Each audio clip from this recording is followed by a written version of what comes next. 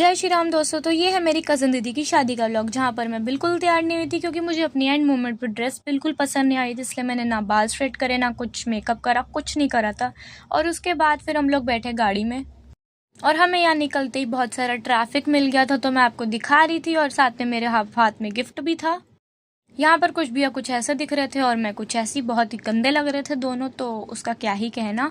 इसीलिए दोनों का मन ही नहीं कर रहा था जाने का। और उसके बाद फिर हम लोगों ने आपको दिखाया कि यहाँ पर शादी थी, पता नहीं कहाँ पर थी, करनाल करके कुछ आगे, वहाँ पर थी शादी। और यहाँ पर भैया पता नहीं किस सदमे में थे, ये भी नहीं मुझे समझ में आ रहा था। उसके बाद गाड़ी में इतनी देर हो गई थी बैठे बैठे कि मेरे सारे बाल ख़राब हो गए थे और मुझे और गुस्सा आ रहा था।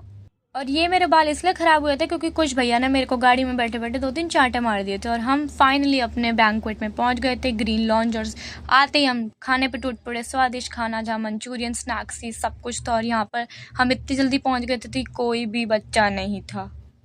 बच्चे क्या, मुझे तो यहाँ पे बूढ़े भी नहीं दिख रहे थे। और भैया इसी सदमे में थे कि हम इतनी जल्दी क्यों आ गए। लेकिन भैया को कौन बताए कि भैया पहले खाने पे आके टूटना होता है।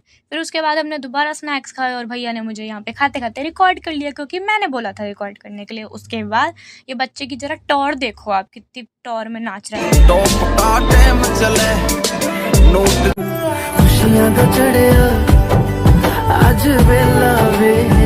आपने हमारे ब्राइड और ग्रूम तो देख ही लिए होंगे। चलो अब अपने मेन काम पे कंसंट्रेट करते हैं, जो कि था खाना खाना। और उसके बाद भी भैया का पेट नहीं भरा कि भैया ने मेन कोर्स और ले लिया। मैंने तो वहाँ पर भी चाइनीज़ खाया और बच्चे मुझे देख रहे थे वीडियो रिकॉर्ड करते। मुझे इतनी ज़्यादा हंसी आ रही थी। और बाल तो क्या ही बोलूँ बालों का। उसके बाद अपने रेड कॉन्ग्रेचुलेशंस दीदी एंड भैया।